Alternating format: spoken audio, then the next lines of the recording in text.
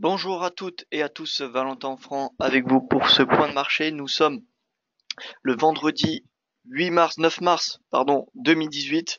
Webinaire spécial rapport NFP qui va tomber dans 15 minutes. Donc rapport de la variation de l'emploi net sans le domaine agricole avec le taux de chômage et surtout l'annonce la plus attendue, c'est l'évolution du salaire horaire moyen aux États-Unis qui était de 2,9% pour le mois de janvier et qui est attendu à 2,7 d'après les dernières estimations, 2,8 pardon pour le mois de février. Voilà, donc toutes ces trois données vont tomber à 14h30, donc dans un peu moins d'un quart d'heure maintenant. Je salue tout de suite la salle de trading, donc bonjour à vous Jean-Yves, j'espère que vous allez bien. Luc que je salue également, Pascal que je salue. On passe tout de suite par cet investissement légal sur le risque. Le trading avec effet de levier amplifie toujours les gains et les pertes. Un compte risque limité prend un risque de perte du capital investi. L'investissement sur compte titre prend un risque de perte en capital. IG fournit exclusivement un service d'exécution d'ordre. Cette présentation est indicative et ne saurait être considérée comme un conseil ou une recommandation. Alors, on passe tout de suite à la plateforme. On va ouvrir trois graphiques, un de l'euro-dollar, un de l'or, un du DXY, étant donné que c'est les trois actifs qui devraient être les plus volatiles pendant l'annonce, tout simplement. Alors, donc, on va dupliquer ce graphique. Si vous avez des stratégies, n'hésitez pas à les partager, des stratégies pour trader le NFP. D'ailleurs, est-ce qu'il y en a parmi vous qui trade le NFP? S'il y en a, eh bien, écoutez, ça m'intéresse de savoir comment vous tradez, juste pour savoir quel support résistance vous prenez en compte. Donc le DXY que nous allons mettre tout à gauche, l'euro dollar au milieu et le gold qui va être donc sur l'écran de droite. Voilà. Alors personnellement, j'ai pour habitude d'utiliser les supports résistance du prix de clôture et d'ouverture de la veille pour le NFP. Donc ce que je fais généralement, donc 50 unités, même 25 c'est suffisant en journalier. Vous voyez. Donc 25 unités et on va tracer des supports résistance en orange pour bien distinguer. Orange.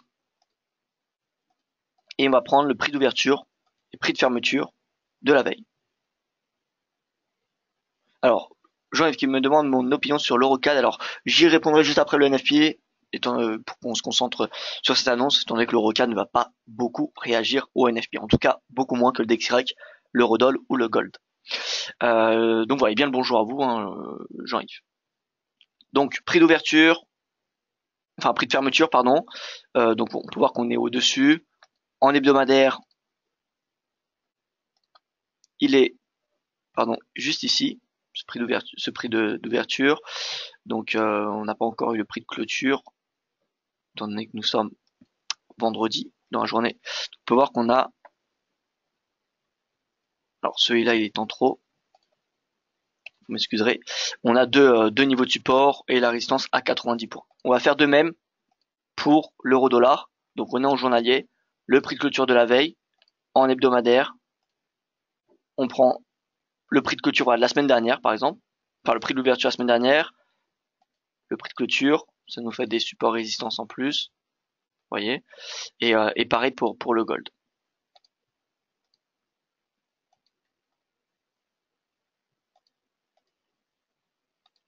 Voilà, maintenant on va se mettre en 5 minutes, voire même en 1 minute.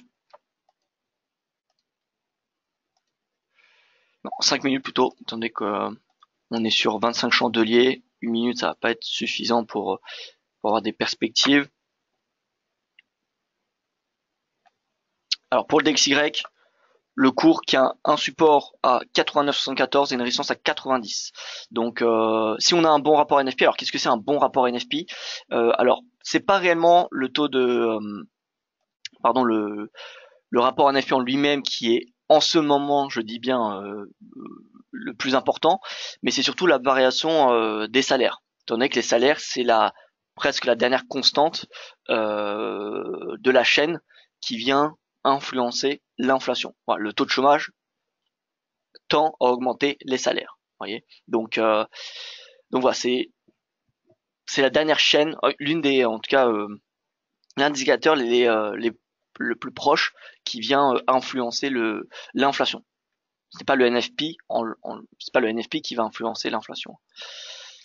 Hop, et on aura également des annonces canadiennes, oui. Donc l'Eurocad, bon, je regarderai juste après, mais on va se concentrer essentiellement sur les annonces américaines. Donc taux de chômage qui est attendu en baisse à 4%, donc baisse de taux de chômage, normalement hausse du salaire horaire moyen.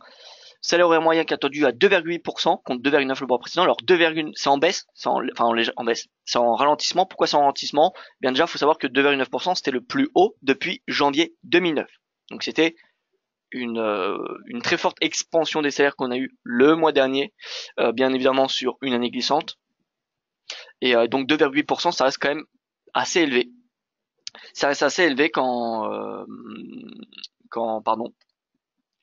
on sait que la moyenne, c'est à peu près du l'ordre de 1,3%, à peu près 1,5% pour cette évolution du salaire. Voilà. Et ensuite, le NFP en soi est attendu à 205%. Donc le consensus a revu ce chiffre à la hausse cette nuit. Donc 205 000 créations d'emplois contre 200 000 le mois précédent. Voilà, donc c'est ces trois annonces, taux de chômage, variation d'emploi et salaire horaire moyen, avec le salaire horaire moyen qui sera le plus important pour pour cette annonce, pour ce rapport NFP qui devrait créer beaucoup de volatilité. Voilà. Rebonjour à vous Catherine. J'espère que le son fonctionne mieux. Normalement, il devrait par rapport à ce matin. Alors, on reprend notre plateforme. Il est 13h22. 13h22, donc voilà. Pour le gold, on a un fort niveau de support à 1310. Pour l'euro dollar, résistance donc à 1,23. Prochain support, eh bien à 1,2230. Donc ça semble assez loin quand même. Hein. Donc ça semble assez loin. Je pense qu'en intermédiaire, d'un point de vue intermédiaire, on peut s'attendre déjà à un 22,8, un 22,8, un 22,7. Donc un bon rapport NFP, c'est quoi? C'est tout simplement ce salaire horaire moyen qui est égal ou supérieur à 2,8% et un taux de chômage en baisse. Dans ce cas-là, ça aura un impact positif sur le dollar. Dans le cas contraire, si par exemple on a des salaires horaires moyens qui évoluent en hausse, mais de seulement, imaginons, hein, je ne pense vraiment pas que ça va être le cas, mais imaginons que c'est 2,6%, eh bien ça ne devrait pas être aussi positif. Ça devrait être plutôt décevant pour le marché, et donc il devrait réagir plutôt à la baisse. Voilà. Donc c'est surtout la priorité pour le marché cet après-midi, c'est vraiment le salaire horaire moyen. C'est parmi ces trois indicateurs, taux de chômage, NFP et salaire horaire moyen, c'est le salaire horaire moyen qui est le plus important cet après-midi. Voilà. Donc c'est celui qui aura le plus de poids. Alors, nous allons nous mettre sur le Twitter de DFX France, étant donné qu'il tweet plus rapidement qu'il n'apparaît sur le calendrier économique. Donc, on va rester dessus et on aura le chiffre normalement en avance. On peut même se mettre sur la page d'accueil, parce que de toute façon, voilà, on l'aura, de toute façon, on ne devrait pas le louper.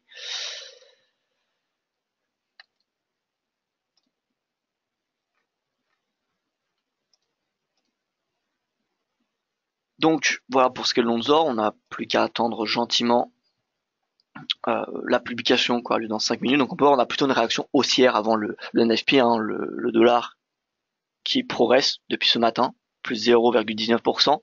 À l'inverse, l'euro est en recul, suite aux propos également de Mario Draghi, qui c'était plutôt dovish d'après le marché, même si concrètement il a avancé dans l'euro. Enfin, c'est un pas supplémentaire qu'il y a eu dans le durcissement, dans le durcissement de la communication. Voilà.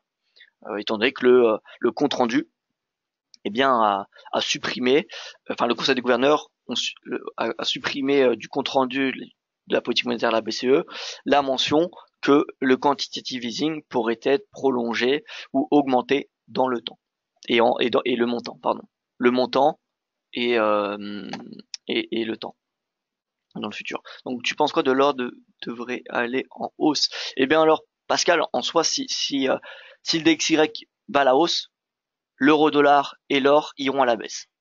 Et vice versa. Si le DXY va à la baisse, et donc si le rapport NFP est décevant, quand on parle du rapport NFP, c'est le NFP, le taux de chômage et le salaire horaire moyen. Voilà. Donc si le rapport NFP dans sa globalité est décevant, eh bien on aura normalement une baisse du dollar et une hausse de l'euro et de l'or. Vous voyez qu'ils réagissent de la même façon, l'euro, l'or en ce moment, enfin à court terme, et le DXY c'est l'inverse tout simplement. Donc là, le marché qui commence à un petit peu à s'agiter 4 minutes avant le rapport NFP. Donc ensuite nous ferons un point sur l'EuroCAD.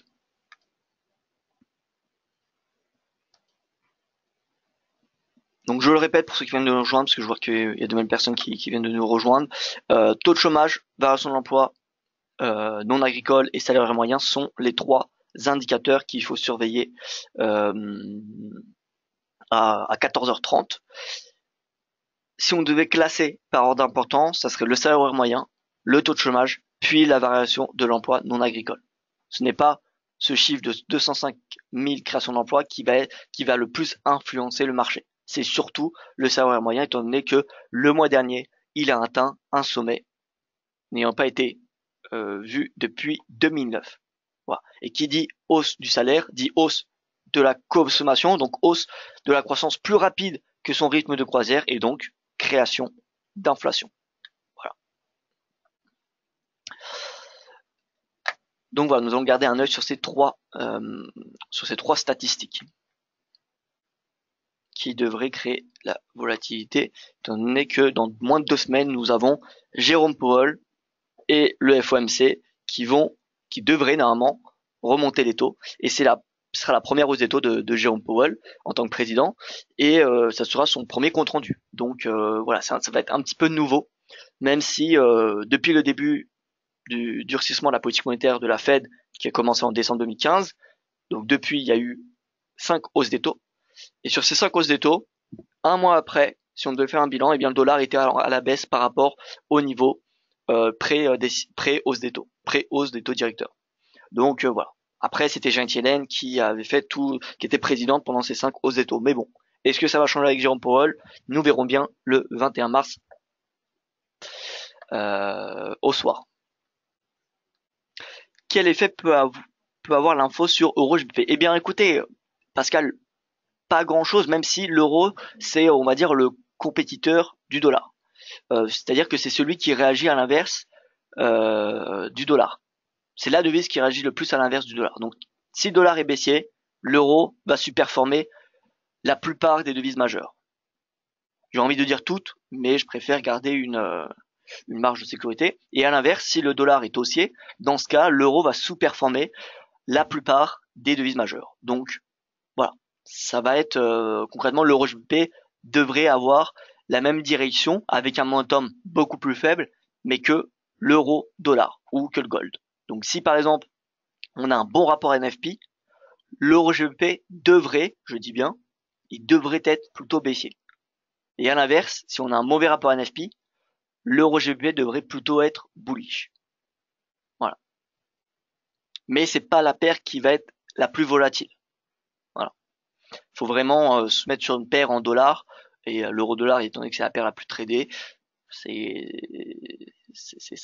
assez volatile, et l'or, ben, écoutez, c'est l'un des actifs les plus tradés au monde, donc forcément on a des volumes, et des volumes avec des annonces macroéconomiques de ce genre aboutissent à de la volatilité. Alors on va se remettre sur Twitter, tac, alors on va garder un œil.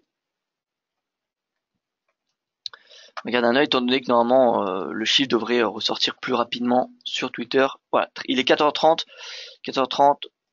on va se mettre sur IG France, alors peut-être qu'ils ont une information, voilà. NFP, consensus, alors non, pas encore de chiffres. Nous n'avons pas encore de chiffres. NFP 313 créations, oula, Ah oui, c'est énormément de création d'emplois. 313 000 créations d'emplois. Ah oui, je ne sais pas, ça a été, c'est quand la dernière fois qu'on n'a pas vu ce chiffre, mais c'est énorme comme création d'emplois. Alors on va attendre les salaires horaires moyens qui devraient s'actualiser assez rapidement. Alors, il y a un petit délai sur le calendrier, mais euh, 313 000 créations d'emplois. Bien écoutez, c'est un excellent chiffre NFP. Donc on n'a pas encore salaire horaire moyen. 2,6% de hausse des salaires. 2,6% de hausse des salaires. On va voir la réaction du marché. Vous voyez que les salaires, c'est quand même assez important. Mais bon, la première réaction du marché euh, n'est pas vraiment directionnelle. Hein. C'est pas celle qui va donner la direction. Et sachez qu'un FP est retracé dans l'heure ou 2 heures qui suit à peu près, hein, généralement, le NFP. Voilà, donc première réaction plutôt haussière. Bon, enfin, les toutes premières réactions c'était plutôt baissière, mais là on a plutôt une hausse, hein, qui semble s'imposer. Donc DXY haussier, l'euro-dollar, l'or qui sont orientés à la baisse. Donc là l'euro-dollar target 1,2250 et or 1310. 1310, 1311 c'est une forte zone de support. Ouais, vous voyez que le DXY, il y a une résistance à 90. La résistance au-dessus de 90, c'est 90-89. 90-24, pardon. Qu'est-ce que c'est 90-24? C'est le précédent plus haut de prix de clôture journalier qui a été atteint la semaine dernière. Voilà. Donc, résistance majeure, 90-20. 90 et 90-20 sur DXY. Voilà, donc le marché n'est pas totalement satisfait. On peut voir qu'il y a normalement un NFP, on a un chandelier 5 minutes qui est vraiment très directionnel. Pour le moment, ça fait 2 minutes qu'il est tombé ce rapport et on n'a pas de direction qui est vraiment entreprise. Donc, euh, donc voilà, le marché ne sait pas trop. On a une excellente variation, création d'emplois non agricoles, mais en même temps, on a une hausse des salaires qui est beaucoup moins importante qu'anticipée. 2,6% contre 2,8% ce que prévoit le consensus et 2,9% la précédente publication. Donc, ça veut dire quoi? Ça veut dire que potentiellement l'inflation pourrait progresser, mais à un rythme plus faible qu'anticipé. Voilà ce que ça veut dire cette hausse modérée, je dirais entre guillemets, du salaire horaire moyen, en tout cas qui n'est pas anticipée. Alors, on va tweeter. Donc voilà. Par contre, c'est une excellente création d'emplois non agricoles et on va regarder le taux de chômage. Le taux de chômage, donc, est-ce qu'il a été confirmé à 4%? C'est horaire moyen, donc hop, taux de chômage qui n'a pas été encore affiché. On va actualiser sur le site d'EliFix.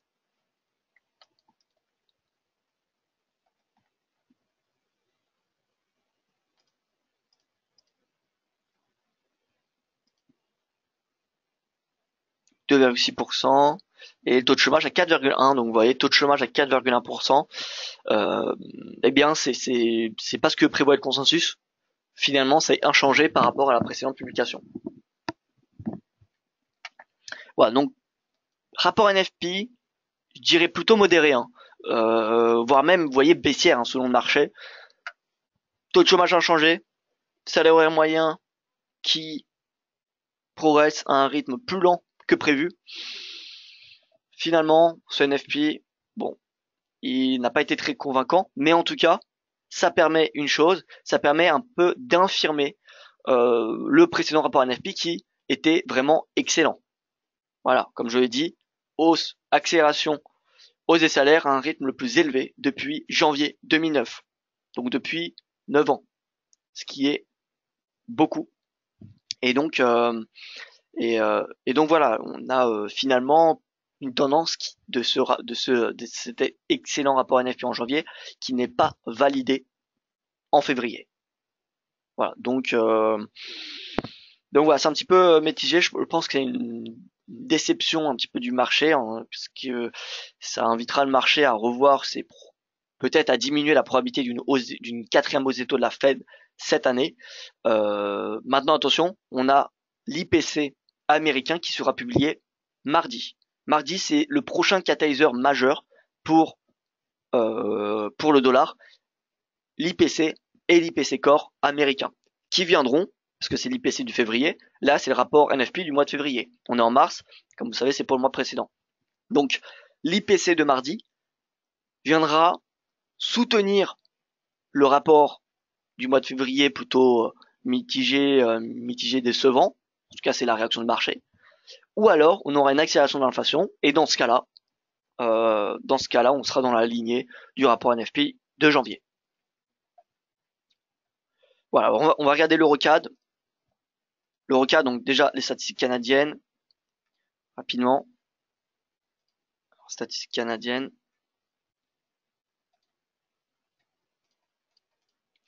Donc 5,8%, donc taux de chômage en baisse, ce qui est positif. Variation nette de l'emploi 15,4. Ah, ça c'est un petit peu en hausse. Enfin, c'est un petit peu en hausse. C'est moins bon que ce que prévoit le consensus, excusez-moi. D'accord, donc c'est plutôt quand même positif pour le dollar canadien, je suppose. Nous allons regarder ça. Donc l'Eurocad. Alors déjà l'USD. Non, l'Eurocad.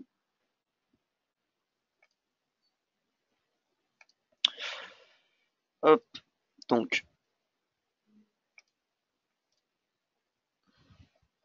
vous voyez l'Eurocad, on a une belle baisse depuis le haut de ce canal. Concrètement, cette baisse, je pense qu'elle peut continuer jusqu'à ce que le cours retrace au moins 38%. Donc 1,56 me semble envisageable. Maintenant, à très court terme, vous voyez que le CAD se reprend. Vous voyez, si on se met en une minute.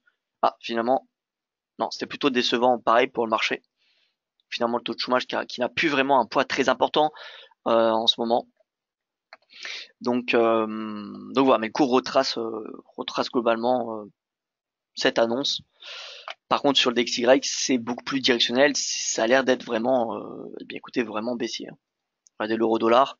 Ouais, l'euro-dollar a pris une direction. Si on se met en une minute, c'est haussier. C'est-à-dire qu'on a clairement une déception de la part du marché. Mais bon, c'est haussier sans momentum trop important. Finalement, un Eurocad, normalement, c'est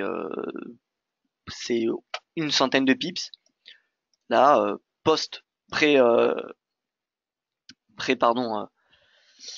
pré-NFP, nous sommes seulement à 27. Hein. Donc, voilà, c'est pas un rapport NFP qui finalement a donné une nouvelle direction au dollar. Et donc, regardons l'euro GBP. L'euro GBP, normalement, il a dû progresser. Donc, si on se met en une minute, vous voyez, l'euro GBP a progressé. Pourquoi? Parce que l'euro, en fait, c'est, comme je vous l'ai dit, c'est l'inverse du dollar. Donc forcément, si le dollar baisse beaucoup, l'euro augmentera beaucoup. Alors, c'est pas une corrélation 100% négative, hein, mais c'est la devise qui réagit le plus, qui a une corrélation la plus fiable, on va dire, parmi les autres devises majeures face au dollar. Voilà.